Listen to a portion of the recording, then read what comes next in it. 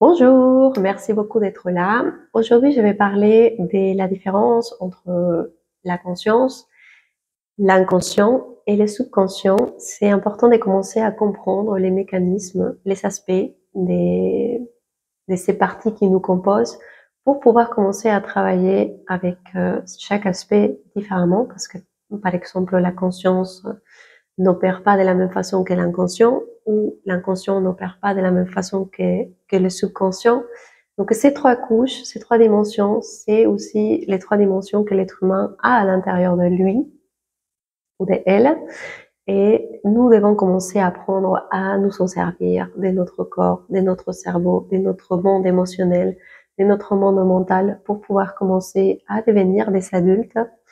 Le chemin de la conscience n'est pas autre chose que devenir des adultes responsables de tous nos univers intérieurs, de tous nos aspects, de tout ce que nous sommes et voilà, commencer à devenir des créateurs conscients et sortir de ces mécanismes, malheureusement, où la majorité des êtres humains sont, des luttes, des résistance avec la vie, avec ses propres mécanismes inconscients, en croyant que c'est quelqu'un d'autre qui choisit à sa place, que c'est quelqu'un d'autre qui l'impose, que c'est quelqu'un d'autre qui l'a posé ici. Et en fait, si on transforme pas d'abord cette vision de soi-même, aucune démarche que vous allez faire dans votre vie va vous servir, parce qu'il faut vraiment se repositionner à nouveau comme cet adulte qui a choisi des, je sais pas, par exemple, dans un exemple matériel, qui a choisi de faire des études supérieures de médecine, par exemple. Quelqu'un qui le choisit vraiment, même si c'est pas tout à fait conscient des fois, ou 100% conscient, quelqu'un qui a choisi de faire ses études, il va finir ses études et il va devenir médecin. Quelqu'un qui a choisi de devenir médecin pour plaire, ne va pas s'épanouir pour plaire ou être validé ou accepté dans sa famille ou pour faire pareil. Cette personne, un jour ou l'autre, va sentir que il n'est pas dans sa mission, qu'il fait pas ce qu'il aime ou il va pas être un bon praticien. Maintenant, je pense qu'on commence à remarquer tous et toutes qu'il y a des passionnés, il y a des gens qui sont là, qui font ça pour faire, mais que c'est pas vraiment leur passion. Donc aujourd'hui, nous sommes dans ces défis et quand je dis nous, c'est tout le monde parce que nous sommes tous dans le même bateau, dans la même planète. Même si on a chacun son rythme, son niveau de conscience, on fait des pas différents, chacun est en train de vivre son propre processus individuel. On est tous dans la même planète Terre et nous allons tous vers ça. Un jour ou l'autre, on va devoir accepter que, en fait, c'est des vagues. C'est une première vague d'âmes qui vont devoir faire ce travail, de se responsabiliser, de grandir, de devenir des adultes, d'intégrer tous ces processus vécus à travers l'inconscience, qu'on doit amener à la conscience après pour accompagner les autres âmes qui vont continuer à venir, à faire ces schémas et on va tirer tout le monde avec nous. Et un jour, je ne sais pas dans combien de temps, ça dépendra de chaque individu, ça dépendra de chaque être humain, de l'investissement que chacun fait pour y arriver, à s'éveiller tout simplement, à révéler cette sagesse qui est déjà en nous. Mais dans tous les cas, c'est vers où nous allons. Donc, je vous invite à commencer à vous sentir part de cette transition, de ces changements. Parce que résister, c'est pas une possibilité aujourd'hui. Lutter, c'est pas une possibilité aujourd'hui. Continuer à râler, c'est pas une possibilité aujourd'hui. Continuer à projeter, c'est pas une possibilité aujourd'hui. La vie va nous mettre directement en face les conséquences de nos choix inconscients pour qu'on puisse les conscientiser. Et c'est là où je reviens à l'histoire de comprendre comment fonctionne l'inconscient, les subconscients et la conscience. En fait, quand on commence ce chemin de vie, on est totalement inconscient. Inconscient, pour moi, c'est la partie infantile, c'est celle qui est en tout, qui ne fait pas la différence, qui se sont pas séparés, divisés, qui n'a pas développé encore cet ego. L'ego est plus lié à l'aspect mental. Et c'est, quand je dis conscience, je dis cette petite part mentale que nous avons tous pour nous identifier ou nous auto-référencier. Donc nous vivons tous les processus de la vie au début de manière inconsciente. Parce que si on saurait les jeux, ça aurait aucun intérêt. Donc il faut cumuler d'expériences avant les faire monter dans l'aspect mental, les transcendre à travers tous les corps et après devenir sage parce que j'ai expérimenté et j'ai la connaissance de ce que j'ai traversé. C'est un peu les schémas de l'âme dans la terre, c'est comme je le vois dans tous les cas. Donc c'est important au début de notre expérience humaine d'être déconnecté quelque part de cette partie consciente, mais encore une fois, quand je dis consciente, pour moi c'est plus connecté à notre esprit supérieur, parce qu'on a un esprit inférieur qui est plutôt notre ego, notre mental, cette partie vraiment attachée à la matière, 100% identifiée avec la matière, avec les personnages, avec la vie 3D. Mais on a une partie un esprit supérieur, quelque part, une conscience supérieure qui est connectée, qui est vraiment dans la conscience d'unité, qui comprend qu'on est tous en train de jouer, que c'est un échange, que c'est l'échange qui le fait grandir, c'est l'expérience qui le fait ressentir, et c'est ces mélanges qui fait que cet esprit intègre cette expérience et connaissance et la transforme en sagesse. D'accord? Donc je vous invite à faire la différence entre cette partie inférieure et cette partie supérieure, sans aucune connotation ni jugement. Donc ça c'est très important aussi. Donc voilà, nous avons tous vécu l'enfance, on a accumulé, on a vécu des scénarios, des situations, des difficultés, des blessures qui ont fait qu'on a construit une personnalité, un personnage qui est notre avatar, que c'est lui ou celle qui nous permet d'interagir avec ces mondes, et c'est identifié en tant qu'individu séparé des autres et qui peut percevoir la réalité d'une manière unique et authentique. Donc, c'est pas négatif. Les gens qui pensent que son ego ou son personnage est quelque chose de mauvais, non, c'est qu'ils sont trop gonflés, cet ego, tout simplement. Ils sont trop nourris ou sont trop identifiés avec cet ego. Mais notre ego est juste un aspect de nous, un tout petit aspect de nous. Comment est aussi notre âme? Notre âme est plutôt notre monde émotionnel. C'est l'énergie que nous avons à notre disposition pour expérimenter. Sans énergie, il n'y a pas de mouvement. On serait une plante. On serait estanqué. On ne bougerait jamais. Donc c'est un autre aspect qui est plutôt dans l'aspect inconscient. Les émotions, pour l'instant, sont dans l'aspect inconscient et c'est ça que nous allons développer un petit peu plus au fur et à mesure. Donc, pour revenir à cet ego qui est très important de commencer à comprendre, à l'inviter, à s'asseoir avec lui, à discuter avec lui ou avec elle, avec notre personnage. Et surtout, c'est ce qui est important pour moi, c'est de commencer à se débarrasser de cet historiel que nous avons construit. Parce qu'il y a beaucoup de gens qui sont dans... Moi, j'ai vécu pendant toute mon enfance des traumatismes.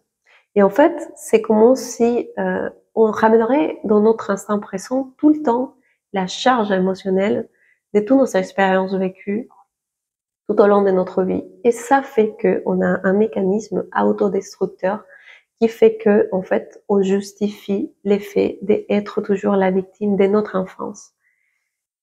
Ça va peut-être être un peu dur, c'est ce que je vais vous dire, mais aujourd'hui, c'est fini. C'est fini de continuer à justifier parce qu'on a souffert, parce qu'on a vécu des choses.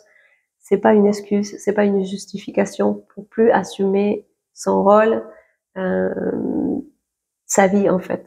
Donc il faut vraiment commencer à s'inviter soi-même à dire ok, je nettoie mon historiel, je purge mon historiel, je comprends pourquoi j'ai vécu tout ce que j'ai vécu.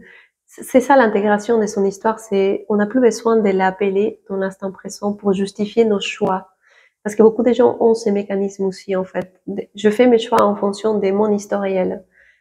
L'ego est l'historien, c'est lui qui va te raconter pourquoi, parce que en fait, et on va jamais s'en sortir, on va jamais construire un avenir si on est encore dans les références du passé.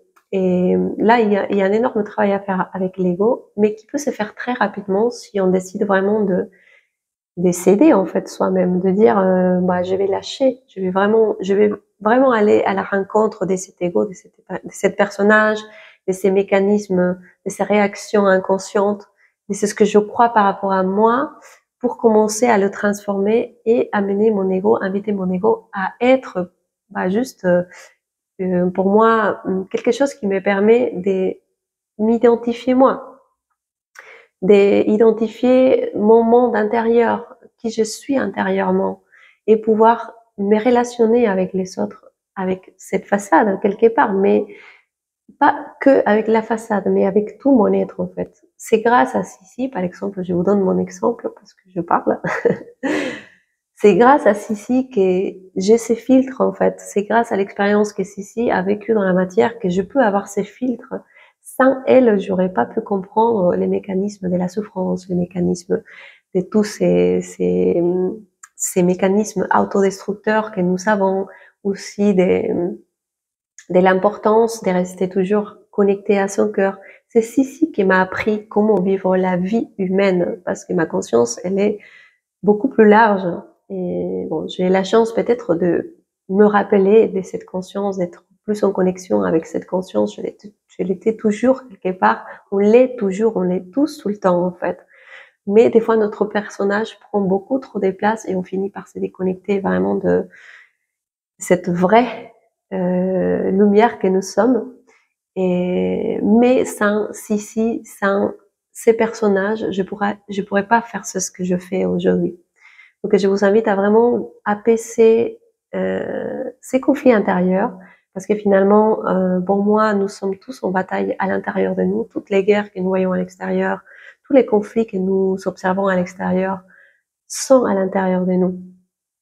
Et c'est des conflits qui parlent de notre propre monde intérieur. On est en guerre avec notre adulte intérieur, on est en guerre avec notre ego, on est en guerre avec notre âme, on est en guerre avec notre enfant intérieur, on est en guerre avec notre mère, on est en guerre avec notre père, on est en guerre avec la société, on est en guerre avec l'école, on est en guerre avec notre mari, notre femme, on est en guerre avec tout, en fait, parce qu'on n'a pas compris que tout fait partie de moi et que c'est une invitation. Les mondes extérieurs m'invitent toujours à revenir à moi, et précisément à conscientiser comment communique l'inconscient avec nous. Et c'est à travers l'environnement, c'est à travers l'extérieur. Donc, tant que j'ai pas assumé mon aspect féminin, par exemple, je verrai autour de moi des femmes qui vont me parler, me faire résonner de manière positive ou négative ou neutre par rapport à comment je me sens, par rapport à mon aspect féminin. Pareil, les masculins, tous les hommes qui sont autour de moi vont me faire résonner par rapport à comment je me sens avec cette énergie à l'intérieur de moi. Mais si je livre la bataille ou la guerre à l'extérieur et je continue à dire mais oui mais les hommes, ah oui mais de toute façon, ah là là, ouais. En fait on nourrit une bataille, une guerre sans fin. Et s'il vous plaît, il faut aussi arrêter les guerres, ramener les guerres de l'extérieur à l'intérieur de soi et les transformer à l'intérieur de soi.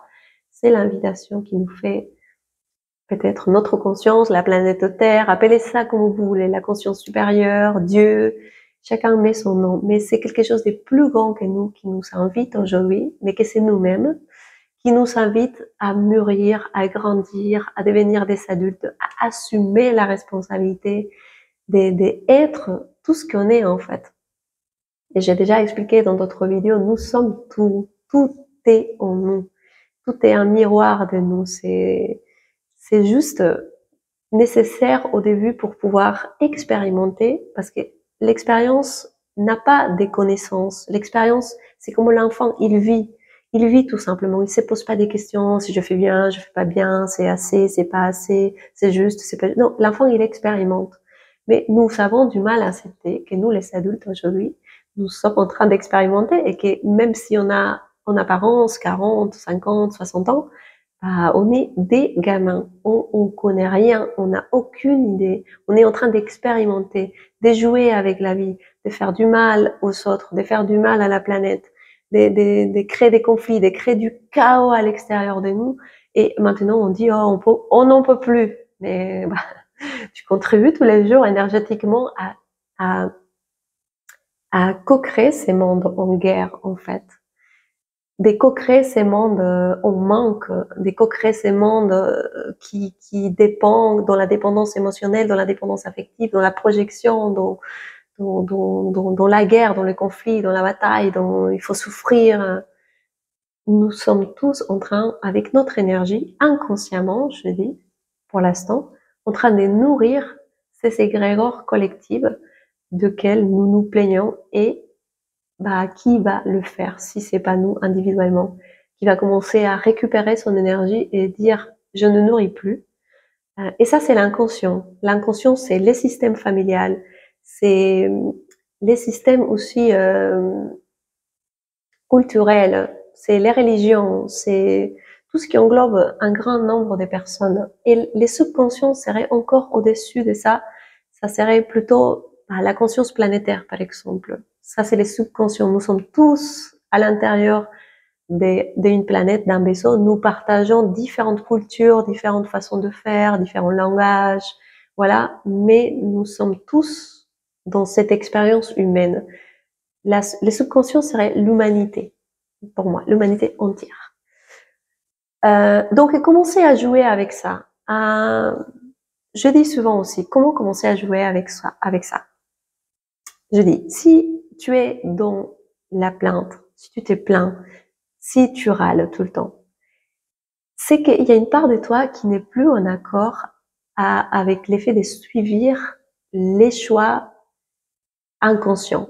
Et il y a une part de toi qui te demande avec l'émotion, avec la colère, de faire quelque chose pour changer ça.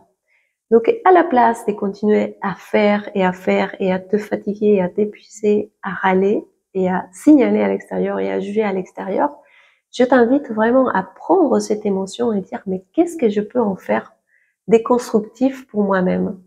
Des fois, c'est mettre en place une action. C'est changer ton attitude en face cette situation qui te fait autant râler. Donc, faire, agir, c'est l'invitation aussi aujourd'hui. Nous sommes dans une année où l'action va être les seuls moyens de construire un monde meilleur. Encore une fois, ça va se faire petit à petit, c'est pas en un mois ou une année qu'on va le faire, mais un pas tous les jours va nous mener à ces changements sociaux. Donc voilà, faire des actions. Pour moi, une action, c'est choisir. C'est répéter et se dire tous les jours, je choisis d'assumer ma vie, je choisis d'assumer ma journée, je choisis d'assumer ces conflits, je choisis. Quand je choisis, je suis dans l'adulte.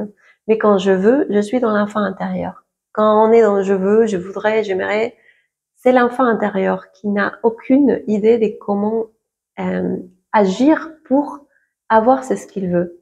Mais quand tu choisis, je vous promets, vous allez vous donner les moyens d'arriver à accomplir votre choix, parce que c'est un choix. Un adulte, il choisit. Après, bien sûr, ça dépend de votre niveau de maturité émotionnelle.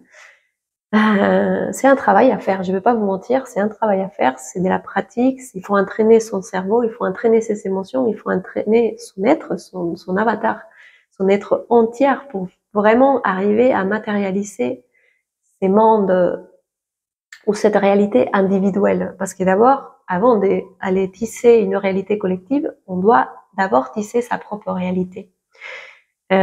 Donc là, c'est là où nous pouvons commencer. Une fois qu'on a commencé à travailler avec notre conscient, notre partie égotique, on peut commencer à travailler avec notre partie inconsciente. Et c'est là où je dis souvent aux gens qui viennent vers moi, toutes les personnes qui sont en train de faire une thérapie collective, des constellations familiales, plus précisément, c'est des personnes qui sont déjà en capacité d'intégrer les systèmes familiales comme une part de soi et de prendre cette force ancestrale, cette force systémique pour pouvoir aller affronter la couche suivante qui est le social.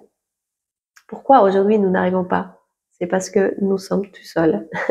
Parce que nous croyons tout seuls et nous livrons une bataille tout seuls parce qu'on est un peu trop arrogant et on y pense que nos ancêtres ça sert à rien ou de toute façon c'était de... Voilà. Non, en fait. Là, il y a une énorme sagesse à récupérer. Il y a une énorme force à récupérer. Et moi, après toutes mes années des pratiques et aussi des travails personnels, je peux vous assurer que c'est ce qu'il y a pour nous quand on décide et on choisit de se reconnecter avec cette force ancestrale.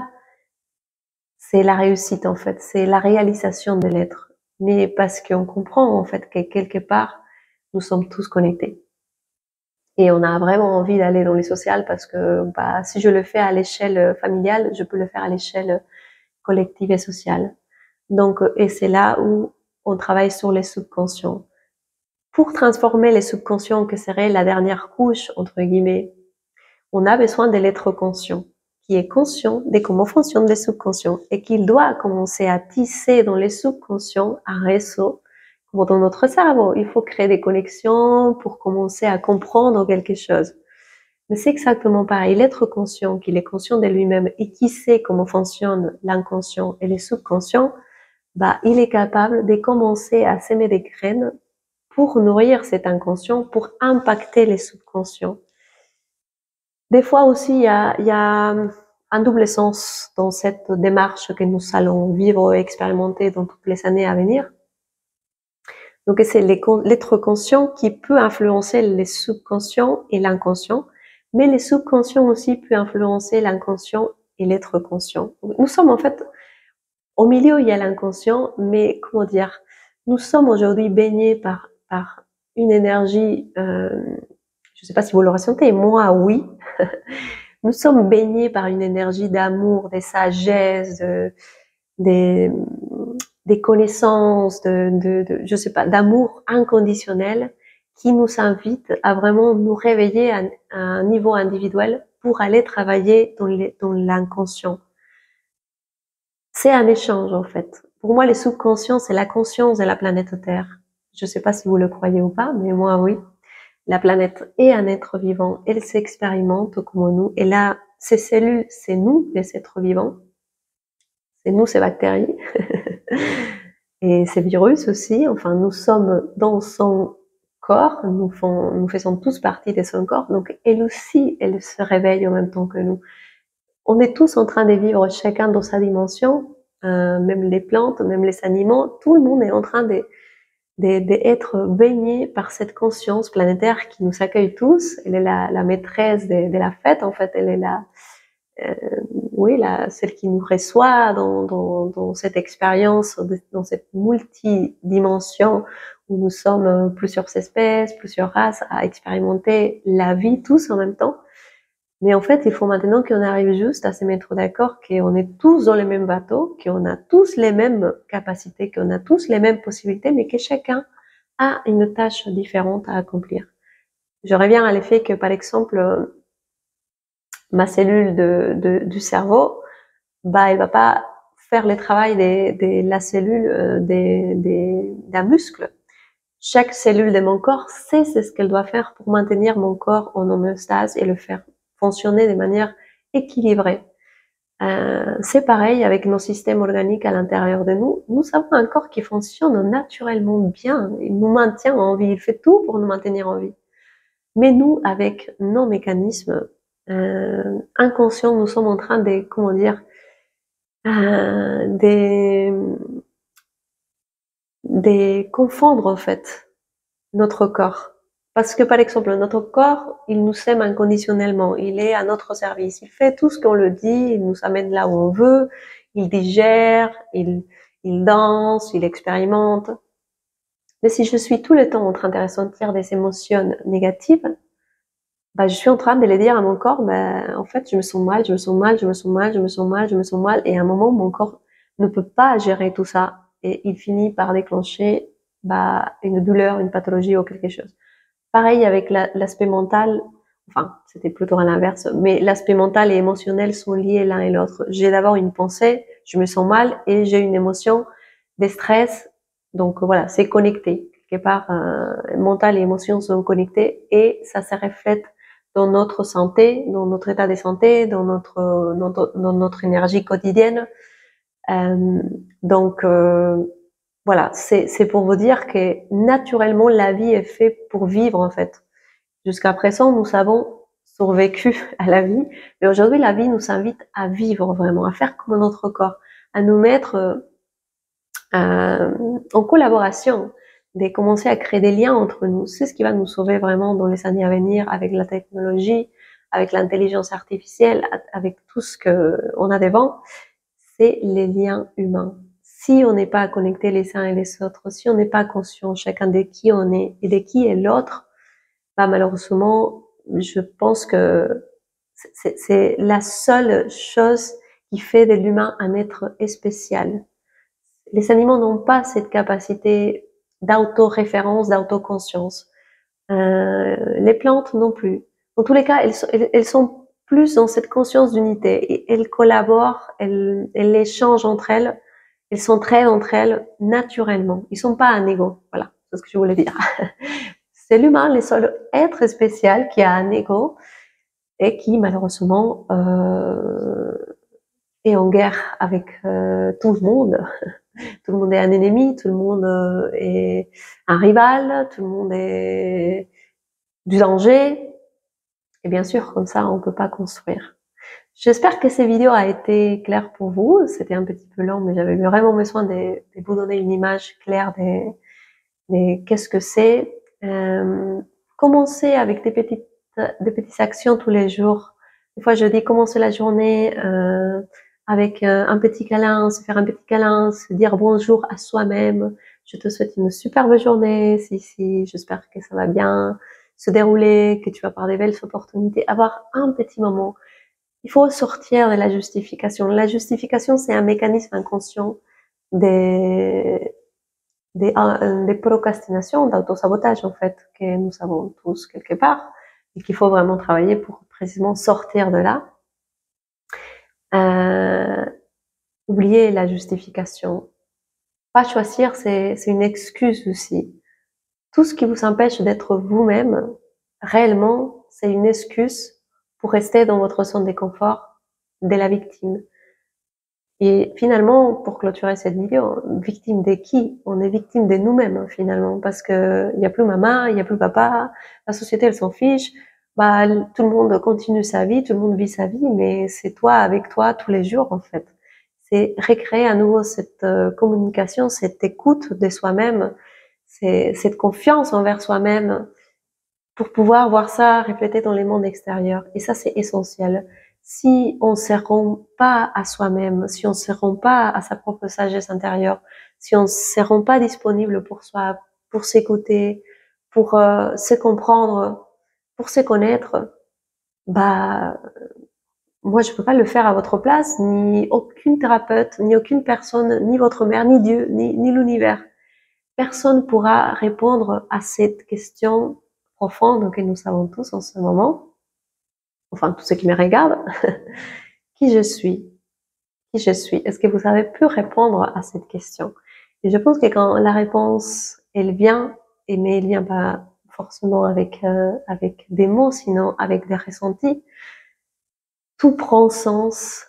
Votre passé, votre ego, votre âme, votre famille, votre histoire, les défis que nous avons affrontés aujourd'hui.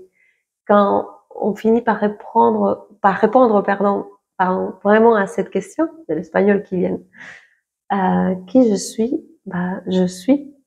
Je suis la réponse, je suis les chemins, je suis l'expérience, je suis la sagesse, je suis mon ego aussi, je suis l'univers, je suis un être humain. On est tout, et je suis l'autre aussi. Et je pense que cette réponse doit venir vraiment d'un cœur connecté à l'aspect mental, parce que aujourd'hui, je pense aussi que nous allons vers cet être humain, on l'appelle l'Homo sapiens galactique. C'est l'être humain connecté en fait. Connecté à quoi? Nous sommes les seuls êtres vivants sur Terre avec cette capacité de regarder le ciel, de se poser des questions, de regarder à l'intérieur de nous. Nous avons créé la science, l'astrologie, l'astronomie. Bon, c'est des choses complexes quand même. L'être humain, il a une capacité, une intelligence. Et pour moi, l'intelligence, c'est un reflet de comment fonctionne la conscience. Nous sommes en train de la construire au niveau biologique. L'intelligence mentale, l'intelligence émotionnelle, l'intelligence sensorielle. Mais oui, si on pourrait mettre un mot pour cette conscience, c'est cette intelligence, la capacité de connecter la terre avec le ciel, de connecter le cœur avec les cerveaux, de connecter moi avec l'autre, de connecter la science et la religion, l'astrologie et l'astronomie, de connecter la numérologie, de connecter, tout est connecté, tout parle de la même chose. Et cette chose, c'est nous, en fait. Et c'est très beau, c'est très, très beau quand on arrive à cet état de conscience où on n'a plus besoin d'apprendre, ou, enfin, d'apprendre dans le sens d'écomoler d'informations. Je sais qu'aujourd'hui, je découvre la sagesse à travers mon expérience, que la vie va toujours me parler, que je vais toujours, comment dire, être là où je dois être, assimiler, c'est ce que je peux assimiler. Je suis dans l'acceptation, en fait, dès que je fais des pas pour aller vers moi-même, vers cette intégration de mon être, et que tous les chemins amènent à Rome. Donc, peu importe quelle est la voie que vous empruntez, euh, c'est ce qui est important, c'est d'emprunter la voie. C'est le problème où beaucoup de gens sont estonkés en ce moment. Il y a des gens qui m'appellent pour me dire j'aimerais faire une science, j'aimerais faire une constellation. Ça fait 1 an et demi que je me pose la question. Faites les pas, faites la démarche, osez expérimenter. Et si après c'est pas pour vous, bah au moins vous avez eu l'expérience. Mais je pense qu'aujourd'hui l'invitation, et pour clôturer cette vidéo, l'invitation est à oser expérimenter, oser vous mettre en situation, osez sortir de votre zone de confort, osez. Les restes, c'est la vie qui va s'en charger. Et la vie, c'est vous. Et voilà, vous allez commencer enfin à jouer avec cet inconscient, ces subconscients et ces conscients, cet être conscient que nous sommes. Merci beaucoup d'avoir écouté cette vidéo. N'hésitez pas à revenir vers moi pour me laisser vos commentaires ou aussi me poser des questions ou me dire si vous souhaitez que je parle d'un sujet. Je suis à votre service. Merci beaucoup et à la prochaine. Au revoir.